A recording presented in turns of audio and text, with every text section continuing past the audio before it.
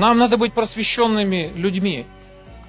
Как, например, эмбрионы эти, подделка, которая была разоблачена еще в 1868 году.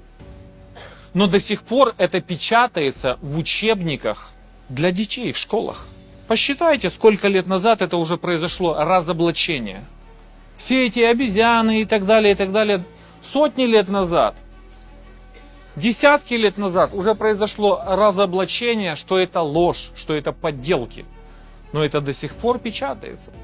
Для чего? Так кто, скажите, это делает ограниченными? Церковь, Бог, христиане ограниченные и делают людей ограниченных? Или что-то другое? Что же это другое? На самом деле это все является идеологией, которая пытается заменить кого? Бога.